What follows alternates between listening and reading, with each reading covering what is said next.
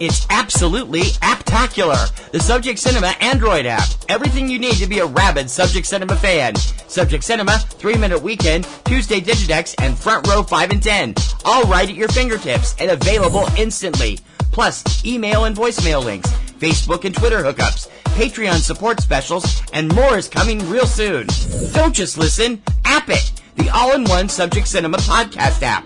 Android version available now at Google Play or on PNR Network websites. Amazon and iPhone apps coming soon. Don't delay. Download today. Blueberry. This podcast is a member of the Blueberry Network. Blueberry. No E's. That's Blueberry, BLUBRRY.com. Blueberry.com. This podcast is a proud member of the Lamb Podcasting Network. Find the network at largeassmovieblogs.com.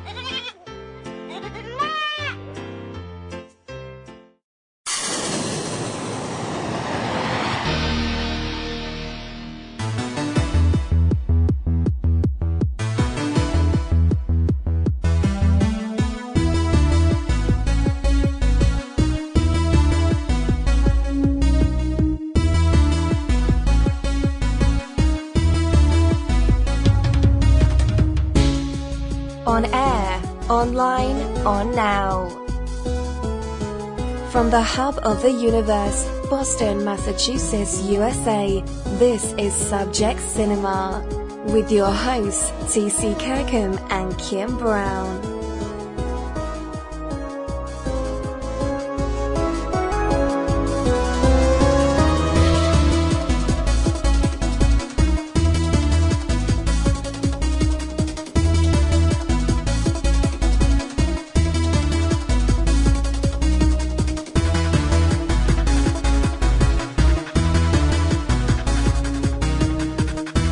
Ladies and gentlemen, please welcome TC and Kim. It's time for another week of movie talk with us right here on Subject Cinema. I'm TC Kirkham. Hi, I'm Kim Brown. Subject Cinema number 615.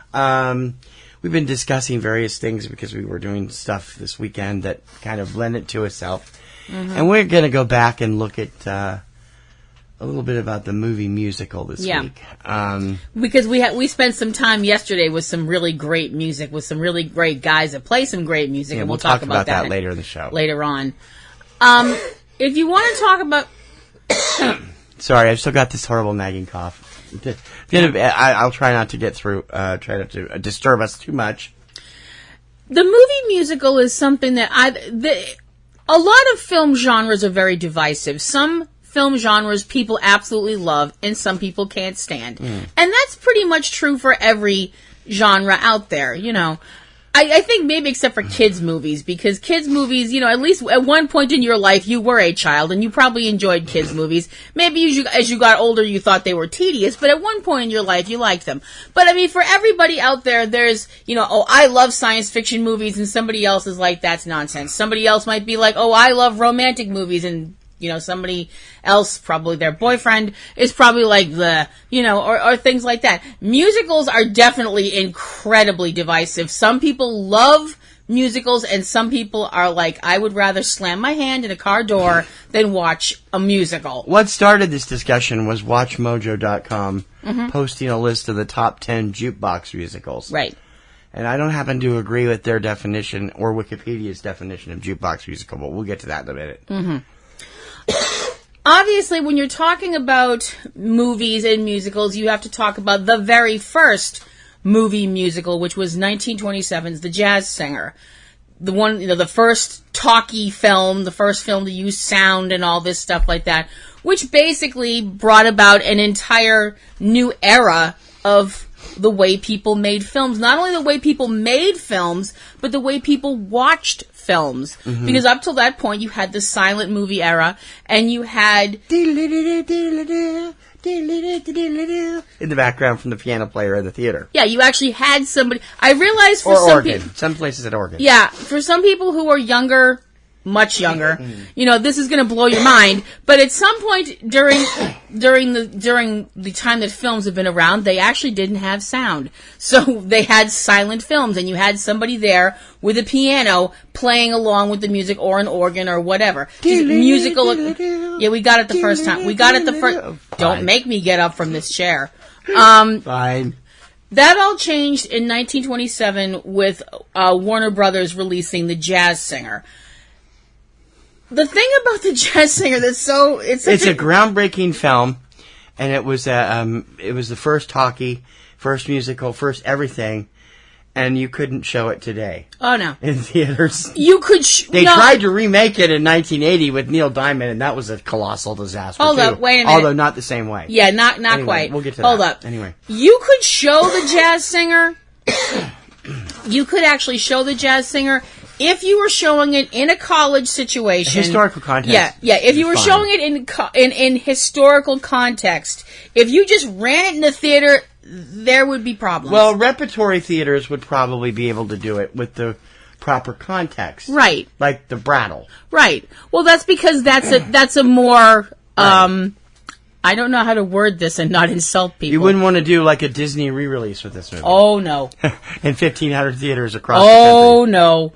At least not without having somebody come out before the movie and explain what the hell's going on when you have Al Jolson out there on one knee doing the whole mammy thing in blackface. Yeah. Now, this is one of those things. I mean, this sounds really terrible, and it's going to sound awfully pretentious, and I don't mean it to, but I'm sorry if it comes off that way. If you're a student of film, you already know about this. Yeah. If you're somebody who's just trying to get their toe in and learn about movies and stuff like that, and where movies came from and where movies started, and you see that imagery, you're going to be going, what the F and F? I mean, it really is.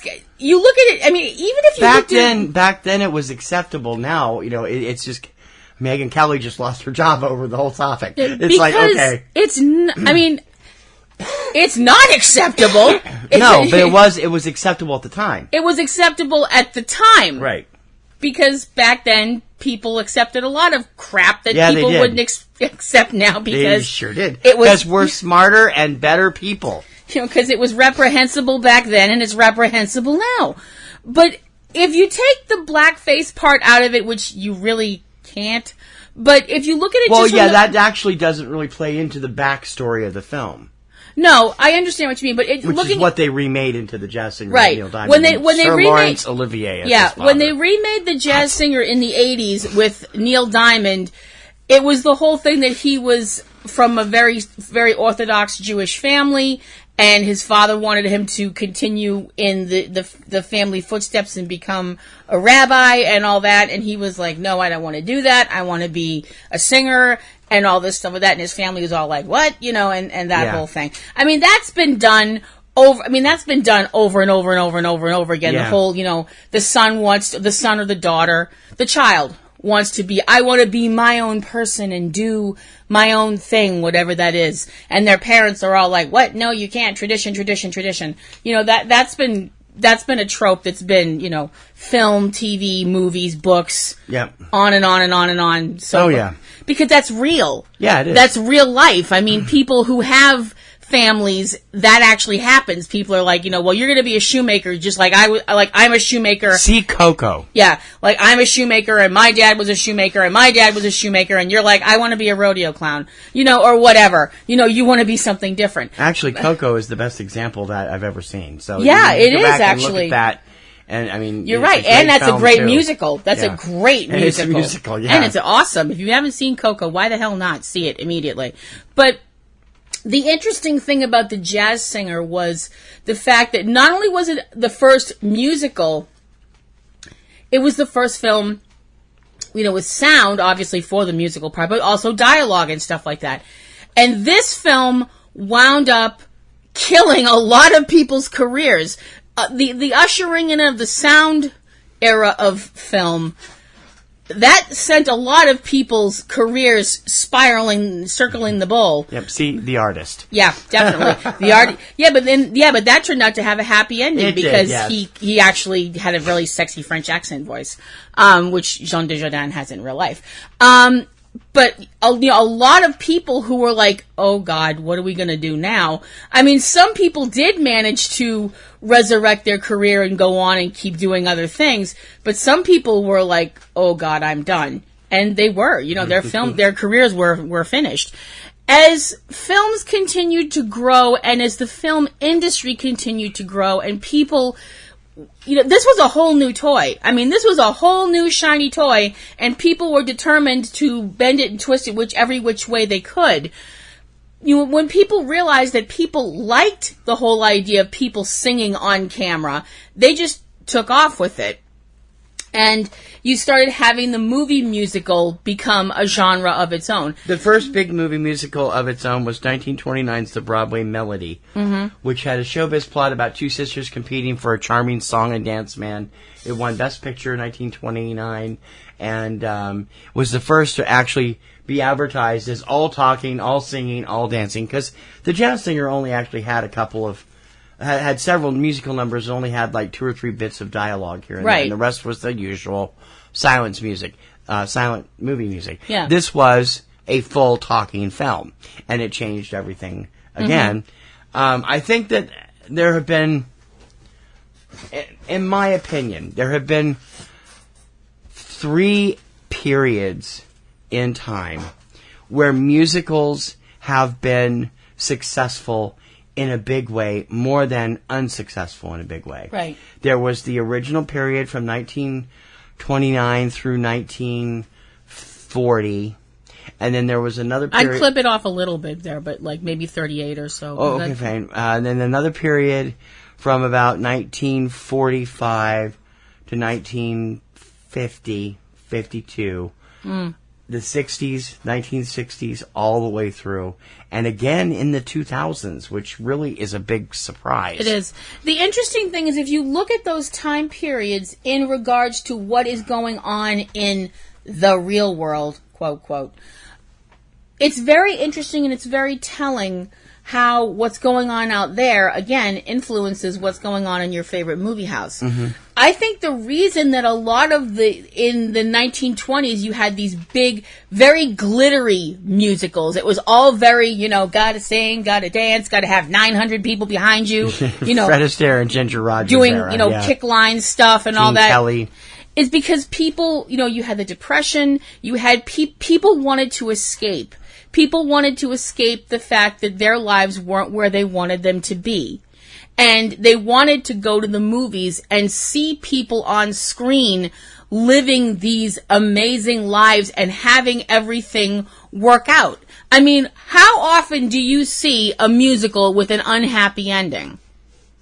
Well, La La Land, but that's a different story. Well, that's now. That's now. I mean, the classical musical, let's go that way. You never saw one of those with an unhappy, even like slightly bittersweet ending or anything like that. Nope. Right. It was always a happy ending. The lovers were reunited. Everything was perfect. Dorothy made it back to Kansas, although how that's a happy ending, I have no idea. Because there's no place like home. No offense to Kansas, not hating on Kansas, You have but friends that live in Kansas. Oz, Kansas. Anyway, but that's my point though, that this was a time when people needed escape. They needed beauty. They needed happiness. They needed a happy ending. And that's why these films became so popular. Okay, let's stop there for a minute and let's go a slightly different direction. Okay. The 1960s were the heyday of modern musicals, starting probably with West Side Story in 1960 and going straight through. You had My Fair Lady, you had Mary Poppins, you had The Sound of Music, you had all of these monster musicals. 1970, brick wall, and from 1970 to 1990, maybe, there was one major successful musical, and that was Grease. Yeah. 1978. why do you think, after all these decades, especially in the 60s, and most of them started before, you can't say they're all like Vietnam relief, because a lot of them were before Vietnam really took off in the public consciousness.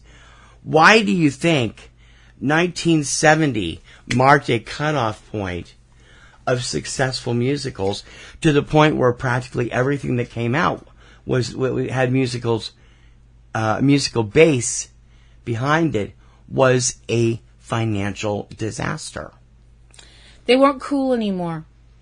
Mm-hmm. Okay. I hate to sound shallow. I hate to boil it down to just a one sentence thing, because I'm sure other film people out there who are way smarter than I am, could write a whole book on why that happened. But to boil it down to a one-sentence phrase, they weren't cool anymore. Musicals were something your parents went to. Musicals were something your parents liked. Mm-hmm. And especially in that time period, you had teenagers and young people trying so very hard to not be their parents. The one film that I can think of, and I don't think it was an enormous box office hit. I know it was an enormous Broadway and stage hit. 1973's Jesus Christ Superstar. Jesus Christ Superstar did respectably at the box office. It wasn't an overwhelming smash. No, it wasn't. But again, that's based on Broadway, like most of the early stuff. And so it had a built-in audience. There were a few. The Broadway musicals continued to do okay. Mm-hmm. Fiddler on the Roof, which I have a friend who adores that movie. Right. Cabaret. The only original musical to come out in the 70s that really, really took off, and it didn't happen till later, was the Rocky Horror Picture Show and the Rocky Horror Show before it. Yeah. Again, based on a play. Which is a cult smash. Yeah. But never a mainstream smash. This sounds really weird. It sounds like I'm putting a great deal of emphasis in a mystical way. Rocky Horror was never meant to be a mainstream success. No, it wasn't. It was just Despite the attempt to launch it as such. It just was not.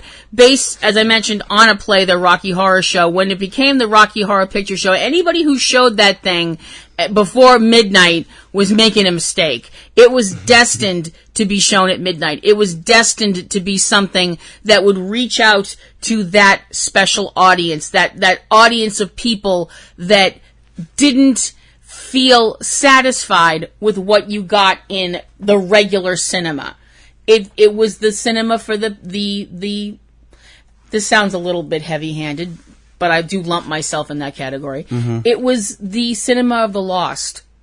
It was the cinema for the lost kids, the kids that didn't fit in. Mm-hmm. It was the misfit island of misfit toys of film, and it drew those kids in, and still draws them in. The other two movie musicals that came out in the 70s that have become cult hits and do draw fans in when they run, although nowhere near the success of Rocky Horror, are 1976's oddball comedy musical hybrid Bugsy Malone, which is all lip-synced, and it's actually not the best of films. I've seen it a few times. It's not bad. I remember when they ran that on TV one year, and I watched it, and I just remember thinking, this is stupid. That was designed to be a star vehicle for Jodie Foster. It did give Scott Baio his first big break. The other one is Ken Russell's interpretation of The Who's Tommy, which I like, you don't, and there's because it's a completely different monster from the fantastic Broadway version. We've seen Tommy twice, 3 times? Twice. Twice on, no, 3 times. No, twice 3 times, yeah. Twice on Broadway and once in a local production. Well, not Broadway, in town, in Boston. Well, Broadway, it was Broadway, Boston, Broadway in Boston. Mm-hmm. And then the third was a local produced one. Yes. Starring Jake Simpson, who had just won Star Search. And was awesome. And it was a great interpretation. It wasn't quite the same as the big Broadway versions, but it was really good. It was really, really good. And it was a small, intimate theater. There were so many movies that tried to make it big in the 70s that bombed. 1776 was up for a ton of Oscars, but it wasn't a big critical or financial success. The Wiz bombed when it came out, despite Diana Ross, Michael Jackson, all of those. Lost Horizon, possibly one of the worst musicals ever made. One of the worst movies ever made. The music isn't half bad, but the movie itself is terrible. And the king of awful musicals, big budget musicals, Sgt. Pepper's Lonely Hearts Club Band. Ugh. Which is just a terrible film from beginning to end. It is so bad. Sgt. Pepper's Lonely Hearts Club Band, which I have seen on video. You only saw it once, right? I would only watch it once. Yeah, we watched it for... No, I've seen it twice. I saw it, yeah. We watched it for Massachusetts March a couple years ago. Yeah, I'd seen it before that because Stacy wanted to see it. So I thought you didn't see the whole thing. No, we watched the whole thing. No, Stacy wanted to see it, so we rented it from our local video store, and I sat there watching this movie going, I am going to hit you in the face with a chair. It has its moments. The music is not that bad. The music itself is not that bad. It's what they're doing with it on screen that makes no sense. It's embarrassing. Okay. It's embarrassing. And I'm sorry, this is really mean, and I know it's going to come off very catty and bitchy, but I don't care. Watching Peter Frampton act, Dr. Evil quotes. He's better than the Bee Gees. Well, yes. Okay. A sock puppet would have been better than the Bee Gees. 3 sock puppets with long hair would have been better with... See, my big issue with Sgt. Pepper is the whole part, being a big Alice Cooper fan. He appears in this film. He's one of the bad guys. Yeah, he is one of the bad guys. Shocker there. Yeah. He was so ill. You could tell at that point in his life he was so ill from alcoholism. It is painful as an Alice Cooper fan to watch that film, besides the fact that it's just a painful film anyway. And if we're going to talk about painful films from the 70s that are musicals, dear heart, you have to talk about The Apple. The Apple was from 1980. Was it? Yeah. Okay, because that jumps beyond 1980 pain. brought 2 incredibly weird musicals, one of which is now revered as a cult, the other which is not. The Apple is the one that's not. Xanadu is the one that is. Yes. And Xanadu actually turned itself into a successful Broadway show. Yes, it did, because it's actually a fun, cute little story. It is. But The Apple is the musical equivalent. The Apple is terrible. The Apple is the musical equivalent of slamming your male organ Michael. in a Clark. Michael loves The Apple for a bad film. Yeah. And our friend it Michael is a bad film. It's a painful... Actually, no, I wouldn't say it's a painful film. Batman and Robin is a painful film. The Apple is torture. The thing that interests me most is a lot of the times throughout the 80s, studios didn't seem to get the message and continued to make musicals, even though they would always bomb at the box office, with 1 or 2 exceptions that you really couldn't call full musicals. Okay. Victor Victoria from 1982 is not really a musical. It has musical numbers in it, but it's not really a musical. And it's very different in it's also a musical, but it's not the type of musical that you think of as being like your parents' musical, right, where people are just all of a sudden bursting into song. It's a musical where the music parts actually make sense because they're in a club where people are singing. And that's another one that actually became a successful stage play as well, with several different people playing the lead role, from Tony Tennille to Raquel Welch and everybody kind of in Julie between. Andrews, too. Over the years, though, throughout the 80s, the only ones that were marginally successful were Broadway adaptations. A Chorus Line, which didn't make a lot of money, but did get its good, got people in. Yeah. And Little Shop of Horrors, which started as a Broadway musical, which is based on the 1960 Roger Corman the Roger Corman cheapo horror movie, which became a musical, which became a musical on Broadway, which became a musical on the big screen, and I don't. But for everyone, and Annie, you forgot Annie. For every one of those, you had Annie, which was a bomb. You had The Best Little Whorehouse in Texas, which barely made its money back. Yeah. You had the jukebox musicals starting to emerge in films like Flashdance and Footloose, which weren't really musicals, but they featured music throughout the soundtrack, which really played a big part in the storyline. The soundtrack... Those were successful. The soundtrack sales did better than the box office with those films. Well, no, those were both big hits, but I'm saying Flashdance was #1 at the box office for like 6 weeks. But I'm saying those aren't traditional musicals either. We're going to talk about jukebox musicals separately in a few minutes. Yeah, but the weird thing is, if you asked most people what the plot of Flashdance was, they probably couldn't tell you. But but if you asked them to name a song from Flashdance, they'd be like, "Oh yeah, Maniac" or "What a Feeling." And the sad thing is, Flashdance is actually a really good film. It's not bad at all. I mean, I've seen it a couple of times, and it's a good little thing.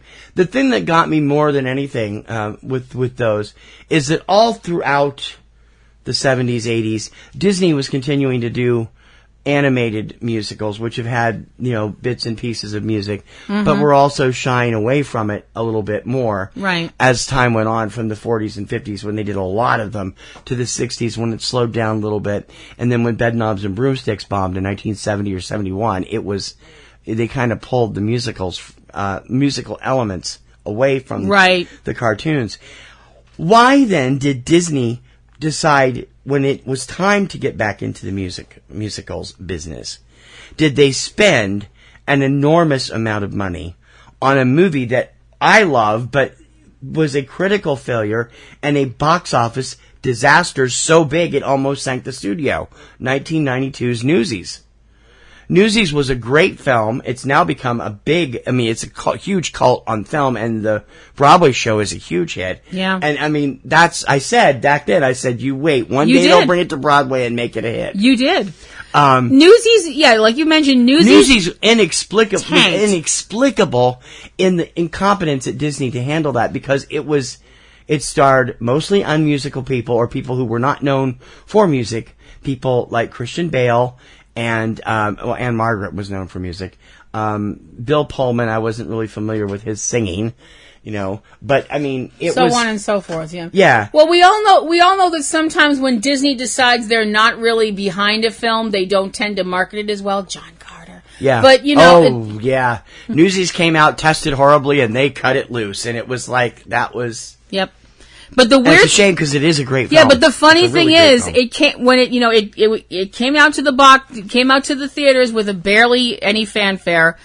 They yanked it as quickly as they could. 2 weeks. Yeah, but when it got out there on VHS in the beginning, something very strange happened, which I actually have an explanation for, but I really don't want to say it on the air because it's kind of dirty. But can you clean it up? Okay. I think the reason it became such a big hit on home video and such was because now you had all these girls that were finally seeing this movie and going, "Oh wow, he's cute, they're cute." And you can watch it at home over and over again while you paint your nails. Yeah. Also, it did not hurt that in the interim between the release of the film and the release of the DVD, or the VHS, obviously DVD wasn't around then. A few months later, Nickelodeon premiered a television series called Roundhouse, which was become, you guys know, it's one of my all-time favorite shows. Mine too. Which ended up featuring 5 of the Newsies dancers as part of their cast. Ivan Dudinsky, Mark David, David Sidoni, Dominic Lucero, and... God rest his soul. One other one. I've forgotten who the other one was. There were 5 of them. And I'm like, they weren't big parts in the movie. You'd see them here and there, and they all at least got one good shot in front of the camera. Yeah. But by that point, Roundhouse had started developing a cult all its own. Yeah. Because it was, again, never a big hit on Nickelodeon, even though it was a solid audience. And people that were fans of Newsies started watching Roundhouse because people told them, "Oh, hey, that blonde guy from Newsies, he's on this show and he's really funny," and so on and so forth. And that started up there. I still want to know how Ivan went from a dancer who had won Star Search with his dance troupe and then into this stuff and into Roundhouse, ended up as the director and producer of shows like Food Fight. What was that? Food Wars. No. The thing with Adam Richman. Yeah, I know. Wasn't it? No, it wasn't Food Wars. It was Food Fighters. Food Fighters, yeah. And stuff like that. I'm like, how does he end up in doing stuff like this? Maybe he directed a video or helped direct a video. Well, and found out he's he been liked involved doing in that production kind of stuff. for 20 years. Hi, Ivan, if you're out there. He was one of the people behind FarmClub.com, too, and so was Mark David. I just still find it really interesting talking about musicals and talking about people who have done... It's really interesting because when it comes to musicals, you have, like, the two types of people that do musicals. You have the type of people that are in music... Excuse me. You have the type of people that are in musicals that you're like, well, that's expected because you know that that's what they're good at. People like Gene Kelly, Fred Astaire, Debbie Reynolds, people like that, people who could sing and dance and be entertaining and stuff like that, or someone like Judy Garland, who was a beautiful singer. And then you have that other group of people that you're like, why did they get cast in a musical? And sometimes that's a pleasant surprise. Sometimes you're like, wow, holy cow, I didn't know so-and-so could sing. And then you see Mamma Mia and realize Pierce Brosnan can't sing.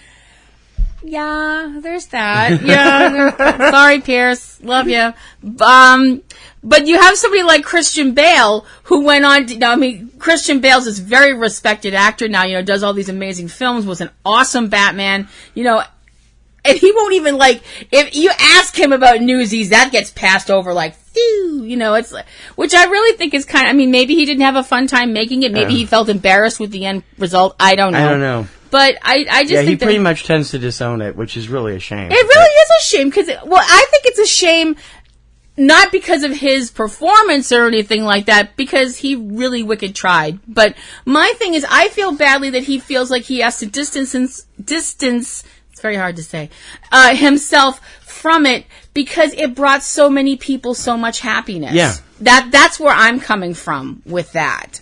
I think he was distancing. See, it is hard to say, isn't it? Distancing himself from it because his career was moving up and up and up, and that was kind of like this blot. Yeah. At the very part was, he did Empire of the Sun and all these great films. Oh, Newsies. Ooh, erase. Yeah, so. Yeah. I understand. Which is kind of sad. I said, I think it's sad because, like I said, that film brought so many people so much happiness, Mm-hmm. but whatever, everybody has their own thing. Now we're back in the 21st century, and movies are doing very well, musicals. Mm. They have, in fact, done so well that thanks to the success of one of them, was it The Sound of Music?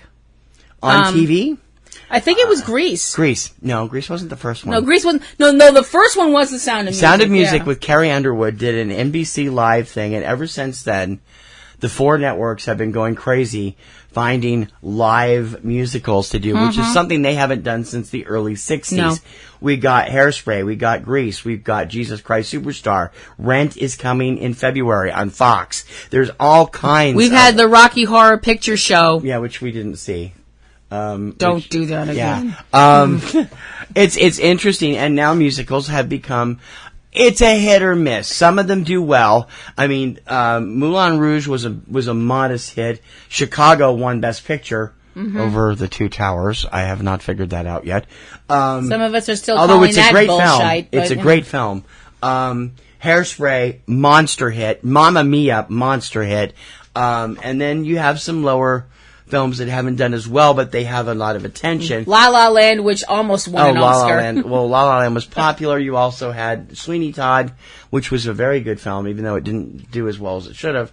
Les Mis, Into the Woods, Nine was a disaster. From what I've heard. Into the Woods didn't do very well either, No. and I don't think that the one you just said before, Into the Woods. No, before Into the Woods. What did you say? Nine was a bomb. Yeah. And from what I heard, it deserved to be. We didn't see it, and I'm like, okay. Now even when you have Broadway success, it doesn't guarantee movie success. No, it doesn't. Rock of Ages was a bomb on the big screen. Which it didn't deserve to be, because that was it's a great fun. little film.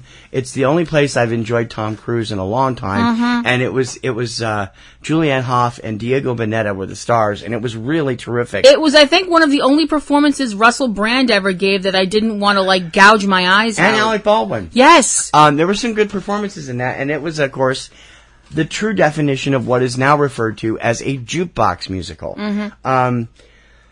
Jukebox musical's definition by Wikipedia, I don't agree with. Okay. To me, a jukebox musical consists only of songs that have been released before, or mostly songs that have released before. They also include vanity movies in jukebox musicals, like Hard Day's Night and Purple Rain. Those are just straight musicals. They're not jukebox musicals to me, because they had original films. Now, Yellow Submarine is a jukebox musical because it used previously used material. Right. But of the Beatles films, that's the only one. And Purple Rain is a fantastic film, but it's not a jukebox musical because it's all brand new material from Prince and was a monster hit on its own, the soundtrack. See, now, that's how I look at had it. my own definition of a jukebox musical, and apparently I've been wrong all this time. I always thought when somebody talked about something being a jukebox musical that it meant they were using songs that were already done and all the music in the movie or play was from one artist. Yeah, that's the broader definition of it. But now they also include all these movies that use, like Rock of Ages, which was all 80s music. Right. There's there's 2 or 3 other ones that haven't made it to the big screen yet that have been on Broadway or off Broadway that use all, like Disaster. Disaster was a musical that was out for a few years ago, a spoof of disaster movies using all 70s music and incorporating the songs into the plot line. I'm sorry, I've completely forgotten the name of it. That Carole King musical that was all music. Well, that's all her music, though. Right. Beautiful, the Carole King musical. Right, yeah. right. Or something like Jersey Boys, which is the story of all 4 seasons. Frankie Valli and the 4 Seasons and their rise to success. You just said that's what you thought it was before. That's what. Yeah, but now but Wikipedia is saying it's all this other stuff too. Right. So what I heard. Well, I agree with that part, but I also do agree that it's also can be multiple artists if it's all one particular era. Okay. But no, you're talking about movies that are or Broadway shows that are based on the music of one act. 4 Seasons, Jersey Boys, American Idiot from Green Day, Mamma Mia, Mamma Mia, the monster that is Mamma Mia that keeps giving with its own sequel that the Broadway show didn't have on the big screen. No, it will now. I bet. Yeah, I don't know. There have been musicals like that featured songwriters too. Leader of the Pack from 1985 focused on Carole King and husband Jerry Goffin's music. There have been a few others like that. Smokey Joe's Cafe did the music of Lieber and Stoller. But none of those have made it to the big screen yet. Right. So, my favorite that hasn't made it to the big screen yet, not in its form as it's done in the musical, is We Will Rock You, which is the Queen musical. We call Queen music, and it's on stage mostly out of this country because there's some kind of copyright issue that the label and Brian May have not been able to settle, and so it can play on cruise ships and it can play overseas, but for some reason they can't stage it in America. Oi, fix this crap now. We want this. Which is, that's just the copyright issue. Copyright. Don't talk. KirkhamReport.com if you want me to when it me comes about to okay, here's something that we hadn't talked about when we were talking about doing this show. The whole idea of the movie musical. Now, you've had all kinds of weird ideas from movie musicals. Besides, we won't even touch on the Elvis stuff because we actually did a show about Elvis movies. Those are considered jukebox musicals by Wikipedia, and I'd say they're half because sometimes they included previously used material. Right. Most of them had original music. And most of them were absurd. And I'm saying that as an Elvis fan. Eddie Murphy's routine about Elvis movies. Classic. And go dead find on. That. Yeah. Dead on. The one thing that I find it very interesting that other than one film, I cannot think of anybody else doing this as a musical, which you think they actually would try it. The concept album. The one concept album that I can think of that they tried to make a movie out of was Tommy. The whole idea of the concept album, which I know you all out there who are listening to this know what that is. You're a smart bunch. No, they made a movie out of Pink Floyd's The Wall, too. Oh, yeah, you're right. And those are the only two, though, that have really... I mean, there have probably been other movies. I mean, right now there is Bat Out of Hell coming to Broadway, the Jim Steinman musical, and it's going to feature Steinman's music, not just from that album, but all throughout his career. Right. Which is something we first thought of 20 years ago. Yes, we did. We called it the heart of rock and roll. It was this is... Because Jim Steinman almost gave the world Batman the musical, and, Yeah, but we really didn't need that if you've listened to the music from that. Anyway, that's Bat Out of Hell is the concept album, the original. And now, of course, there's 3 of those albums. Bat Out of Hell, Bat Out of Hell 2, Bat Out of Hell 3. So it's like Big hit, bomb by Meatloaf. Yeah. And the songs are great, I'm sure, but I don't know how it's going to translate to the stage. We'll have to wait and see. Right. If you could do a concept album and, make it into a movie, is there any one concept album that you would pick? I can't. That's a toughie because I can't really think of any concept albums off the top of my head. I think I could think 15 minutes might lend itself to that. This is a recent Barry Manilow album that talks about how people become famous for 15 minutes. Mm-hmm.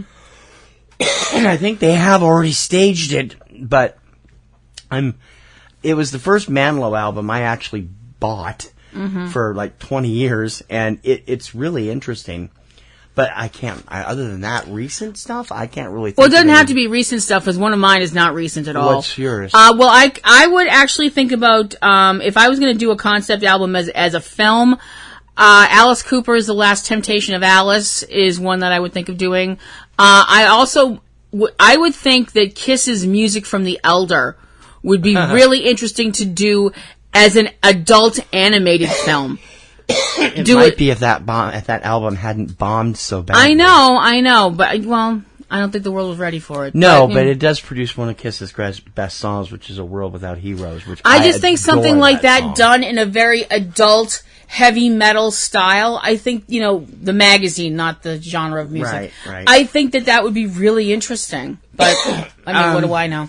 There's also biopics that are musicals. Right. Most recently, you've seen movies. There have been biopics and pseudo-biopic musicals over the years. The best and biggest, I think, of which in the recent years has been Walk the Line, the Johnny Cash story with Joaquin Phoenix and Reese Witherspoon, and Walk Hard, the Dewey Cox story, which is a totally fictional story starring John C. Reilly. Yeah. And the thing is, that was another case of casting where you're like, Joaquin Phoenix as Johnny Cash, what the hell? But I actually watched it, and I was like, this is weird. This is working. This is working so well, it's unnerving. That was a really good movie. I understand now what all the critical praise was about for that film.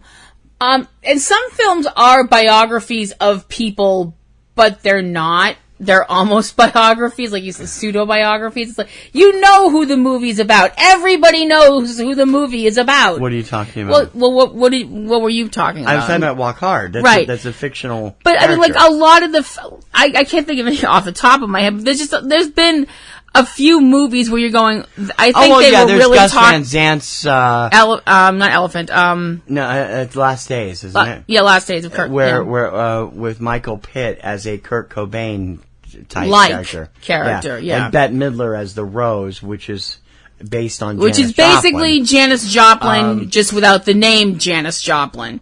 And that still hasn't come to fruition, which they've been talking about for several years, which is a biopic of Janis Joplin.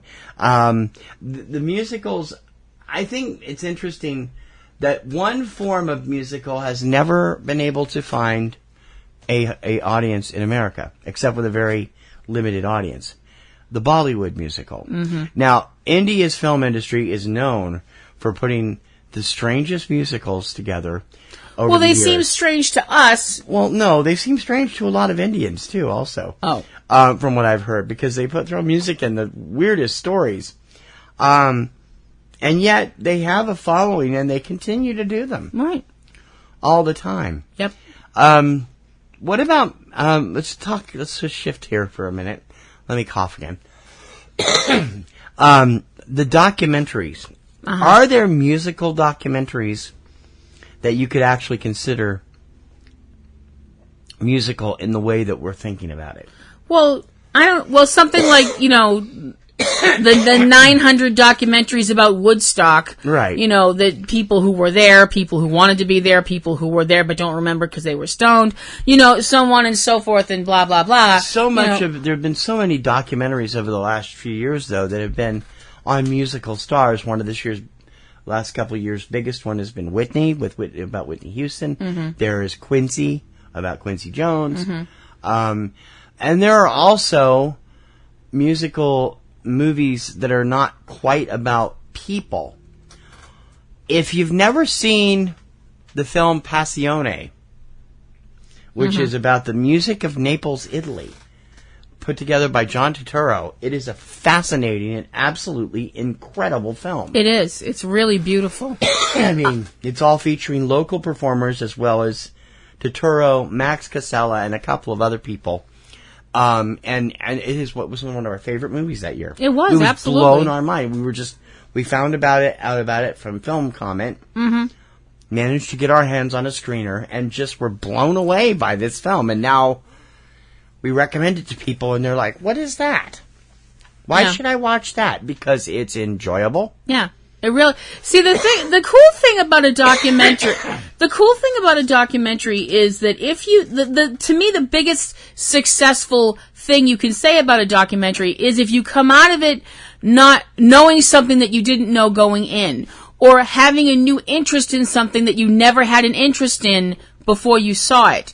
And we've seen several documentaries about musicals and about people involved with music that I would have originally been like, oh, I don't care about this.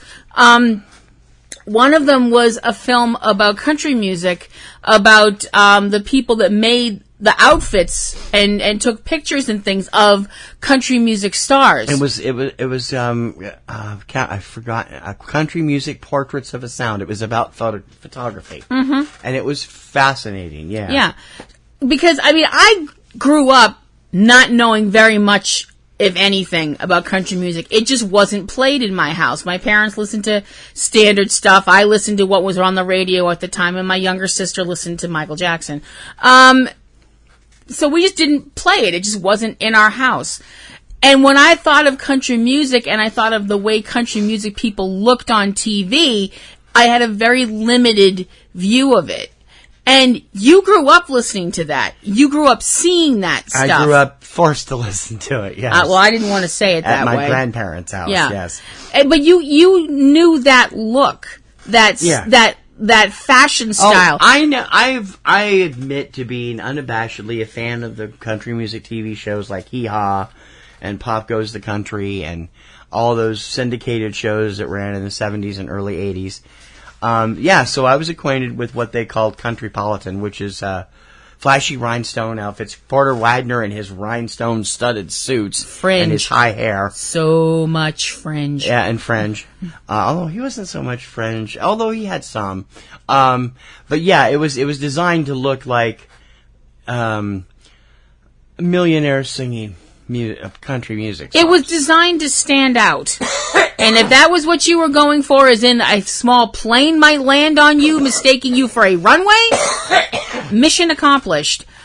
Yeah. But it was an interesting film. It was really fascinating. There have been several films, The Decline and Fall of Western Civilization, The Metal Years, those, that came out during those films were after the whole PMRC bull crap that occurred in the 80s with all the censoring and all the, Tipper Gore and all the parental sticker crap and all that other nonsense. And I'm not going to go into that because this will turn into an X-rated tirade. Some of the documentaries that have come out about the industry in general, 20 Feet from Stardom won an Oscar, which is about background singers.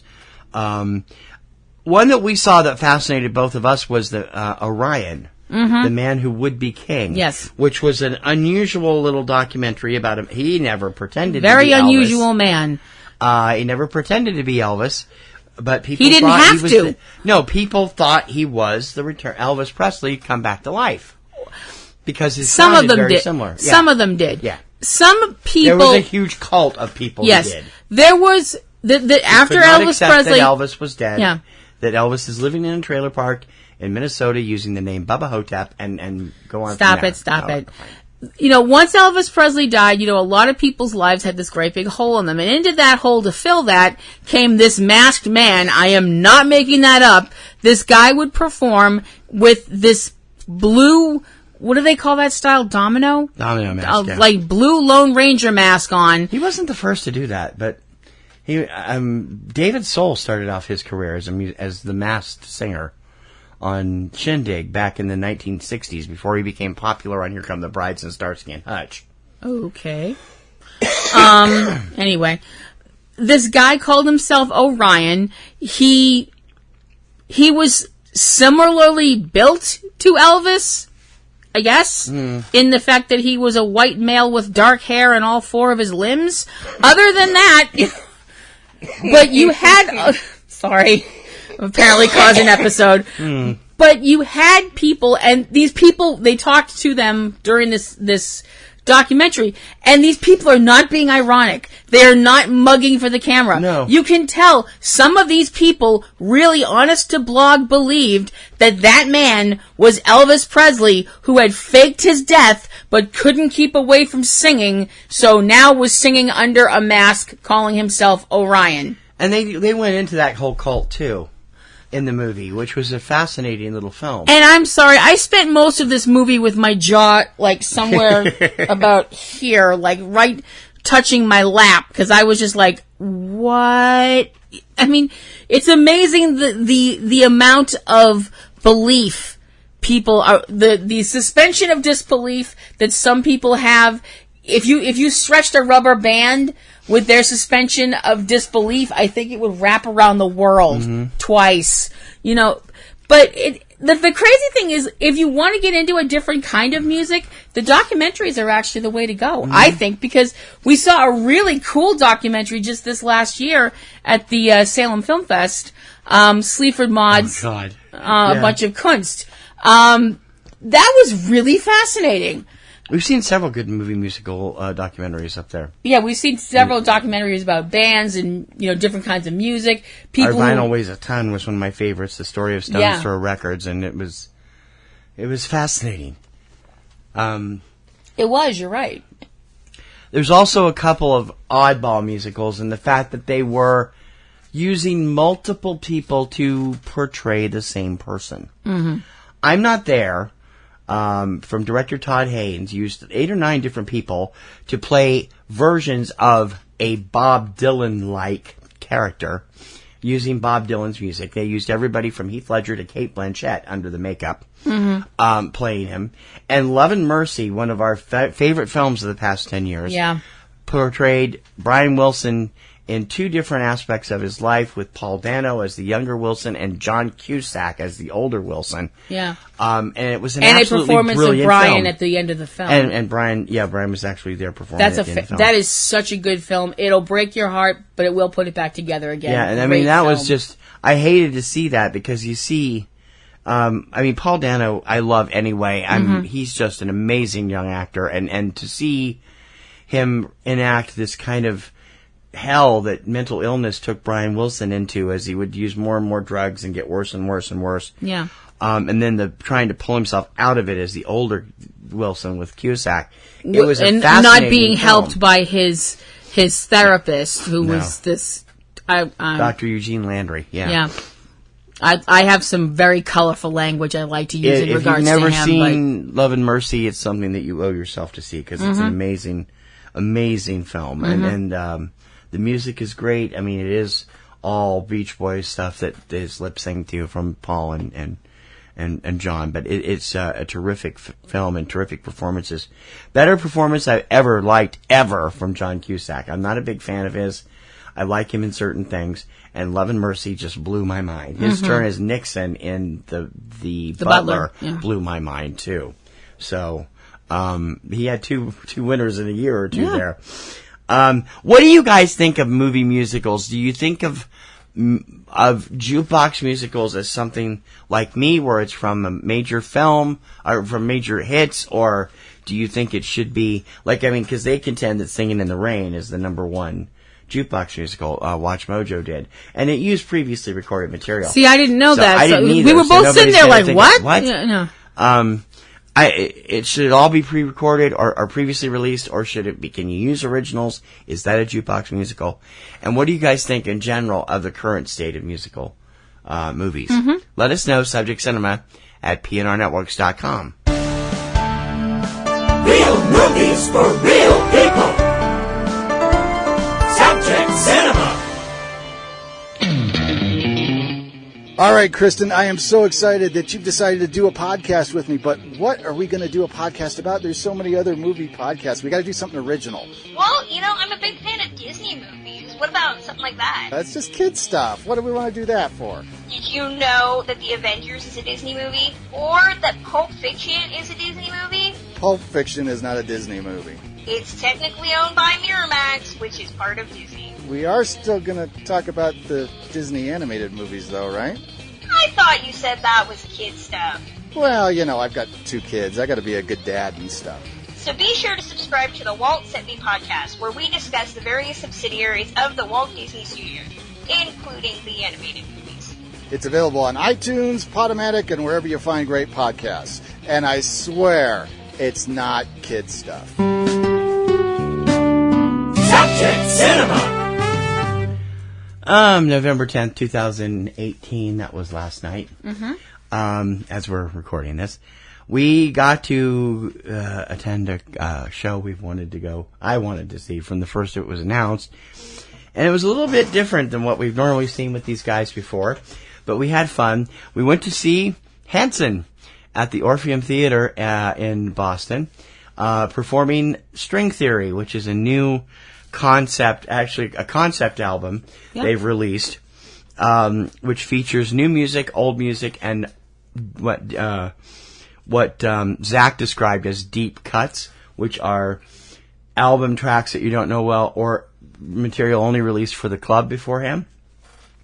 And it was interesting because they're performing it with a symphony orchestra, and it was a very, very fun show. It was. This is the third time we've seen Hanson in concert.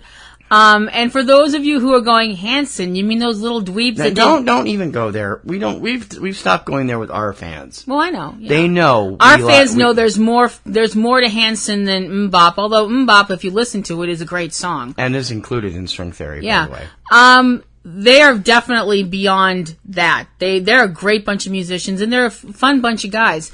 They have the most beautiful voices when they sing. They sing together. When they sing by themselves, they each have their own solo songs in this several times over. I really enjoyed myself. I thought it was a great show. We had great seats. We did. We had awesome seats until everybody stood up near the end of the show. Yeah. But then we could still hear it. We could still hear it. Yeah. They did perform a couple of songs that we've not seen them perform live before that I was familiar with. One of my favorite songs by them of recent years, if you guys go check out over on the KirkhamReport.com, you can find my 40 Best Hanson on YouTube. A song called Me, Myself, and I, which I have adored since it came out, 2010, I think. It's one of my favorite songs, and I'm sitting there bawling. And it's the first time I've heard normally it's all Taylor. They each took a verse on this one because it closed out the first half of the show, and it was amazing. I love the voices that Taylor and Ike and Zach have together. Their harmonies are unbelievable, and it's just like 25 years together as a performing act, not more than that now, 26 going on 27. And you look at these guys who were 11, 14, and 17 when they first came into their major national fame with Middle of Nowhere and Mbop and those. And you look at them now, Ike is 40, Taylor is 37, Zach is 34, and they have, each between them, they have enough for a baseball team in the number of kids that they have. Yeah, they got enough kids to be their own country. The kids all appear in their most recent video, I Was Born, which came from their Greatest Hits album released last year. And it's like, I don't ever get tired of seeing them or hearing them because I just adore their music. I'm a paid up card carrying member of Hanson.net for 10 years now. I should have joined well before that, and went back and bought all the earlier stuff I could off of the fan club only available stuff. It's always a thrill to see them. Mm-hmm. This particular show was a bit different because they were in a concert setting in a theater that actually had seats. Most of the time we've seen them, it's been a House of Blues. Yes. Got this wave of women up there screaming and doing all this stuff. But because it's a concept album introducing new music as well as old, and they didn't interact with the audience very much at all during either segment. It was all the music flowed continuously, which was very odd. in the way that, I mean, the audience still reacted the way they always act. Yeah. Because let's face it, the audience was 70% female. 70% female in their age range, which means they've grown up with them. Yeah. I would have said 85%, but that's just me. I don't think it was that much. There were quite a few guys there. There which were really quite a stunned few me. guys there. And I loved the way that they kept switching off instruments. For one thing, I did not know Zach played guitar until I didn't know last Taylor night. played drums. I knew he played drums and piano. I did not know he played guitar. And I'd never seen Ike play the piano. Ike's always saying, because Ike usually writes his songs on the guitar. So, interesting. I know this because I've seen Intimate Fan Club footage of them talking about this stuff. The Orpheum has really cleaned up its act. Yeah, it has. The last time we were there was for the Swell season. Yep. Just about 11 years ago, and it was In the same month, 11 years ago. It was in November of that year, too. It was the day before Thanksgiving that year. And it was still a pretty crappy place. They've cleaned it up. It's actually a lot better than it was that time. It's not perfect, but it's certainly, the seats were certainly comfortable. The seats were very compared nice. to the Schubert. Yeah. And it was... Yeah, I didn't leave feeling in pain and knowing I'd have bruises we also all over had my front legs. aisle section. There was an aisle where we were, so people were walking through, but it also gave us leg room. Unlike the Schubert, when we went to see Mystery Science Theater 3000, which were crushed up against everything. Yeah. But they only have one more date in this country with String Theory, and then they're going to take it around the world to overseas spots. But the String Theory album hit stores this weekend. It's on Spotify. If you haven't heard it, go and listen. Lots of great music there. And it's a terrific show. Yeah. Now, if we can just get Taylor to get over his AJ Styles phase. Seriously, I'm sorry. I'm watching. They come out and hit the stage, and of course, every single girl in the place starts screaming. Yeah. I'm like, oh, the estrogen in my ears. I mean, it was like watching them. It was like I'm like, oh my gosh, I'm having Twilight flashbacks. Ah! Never mind that all three of these guys are happily married with large families. These teeny bopper girls in the audience that are now in their 30s. Pushing 40 are still up that there are all going, screaming. I love you, Tay-Tay. It's so embarrassing. It's it's interesting. I mean, if I'm saying act your age, you are having a big problem. But the thing, I'm sorry, when he walked out there, I was like, okay, so tonight the part of Taylor Hinson will be played by the phenomenal AJ Styles. I actually compared him to Aaron Stanford from 12 Monkeys, the series. I'm like, AJ, I'm sorry, I'm like, Taylor, shave, now. Oh, I don't mind the scruff. It's just his hair was darker than I've ever seen it. His hair was darker, it was longer. Usually he keeps it blonder, and it was really dark, and it looked good on him, but it was weird to see him that dark. His hair's longer than he's had it in about 10 years, too. I know. I was like, what the hell? Because he went to this more shorter look around the time Shout It Out came out in 2010, and it was weird, man. It looks nice, but I mean, all three of them are just terrific. And if you've never seen them in concert and you don't know their music, go, because they will make you a fan. They for life. They will. Terrific show. Thanks, guys, for coming to Boston. Thank you. And we hope that we will see you again at a venue we can sit down at. Please. In the near future. Probably won't. For them, near future will probably be a couple years, because String Theory is going to go into the first part of 2019 overseas. But and there will be a DVD out of it, so you'll get a chance to see it if you haven't. Thanks again, guys. Thank you. T.C. Kirkham and Kim Brown. Subject Cinema. Alrighty, time to shuffle off of this mortal podcast coil for another week. Yep. We hope you've enjoyed our discussions this week, and we hope that you will continue to enjoy us in the weeks ahead. We ask that if you do enjoy us, spread the word, like, subscribe, and share wherever you're listening to it, whether it's on Stitcher, Spotify, not Spotify, not yet. I'm working on it. Stitcher, SoundCloud, Libsyn, any of those places. Let people know where you're listening to. You can also listen to it on YouTube.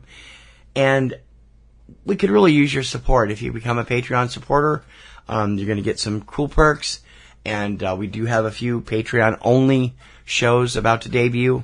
So we hope that you will come over and check us out. Our donation range starts at $2. You'll need to be at the $5 level to get the new shows. And it goes up further than that. And those will all be coming later in November and December. And you can do that and support all of our sites and all our websites and all of our different podcasts at patreon.com/PNRNetworks. Yep. And you can also listen to the other podcasts that TC mentioned, including my 2 solo podcasts, Platinum Rose's Garden and Ring Around the Rosie. Platinum Rose's Garden is my supernatural podcast, and Ring Around the Rosie. Oh, Sam. Oh, Dean. Oh, brother. No, it's more like, oh, Sam. Oh, Dean. Family show. Oh. Sorry. Hers isn't. Hers is not safe Mine for work. is not safe for work. Yay, First Amendment. I also have Ring Around the Rosie, which is my wrestling show podcast. When she gets around to doing it. When I get around to doing it. Although it's not as bad as my other show, Catastrophe Vortex, which will be back shortly as soon as I can shake this damn cough. And it's available at catastrophevortex.com, Ring Around the Rosie at ringaroundtherosie.net. And Platinum Rose's Garden at platinumrosesgarden.com. You can also follow me on Twitter, PlatinumRoselle at twitter.com. And I am at on Twitter at TKR Online for the Kirkham Report, and at eCinemaOne and eCinemaBoston for our websites. Don't forget to check out our other shows, Cavebabble with Eric and Valerie Lyon at Cavebabble.com. More movies, games, odd things to eat, and more. And although he's taking a hiatus for the last couple of weeks because he's had some personal issues going on, Anthony Lamberti's show, Aunt B's Comic Grotto, will be back hopefully this weekend on YouTube. You can check it out. And you can also go to his general site at comicgrotto.com. All a part of the wonderful PNR Networks family. And don't forget, Front Row 5 and 10 will be back this week. We had to skip last week because something came up. We were supposed to get it back on last week. We will be back this Thursday evening with Front Row 5 and 10, our countdown show. And don't forget, Tuesday Digidex on Tuesdays and 3-Minute Weekend on Fridays. All the latest releases on home video and in the theaters. Yep. Any more? No, I think that's it. All right.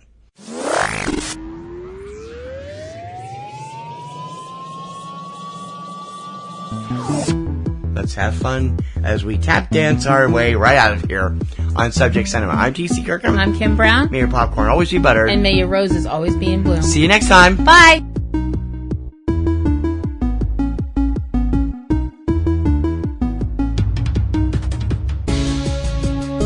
You have been listening to Subject Cinema with hosts T.C. Kirkham and Kim Brown.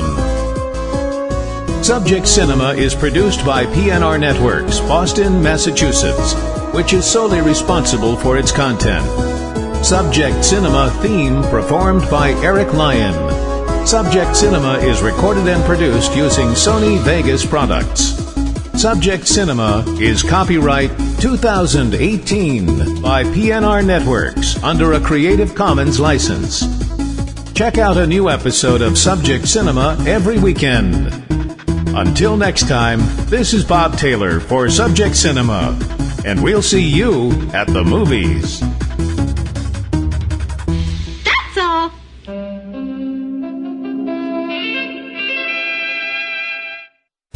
Podcasting's choice. From coast to coast, continent to continent, right here 24/7.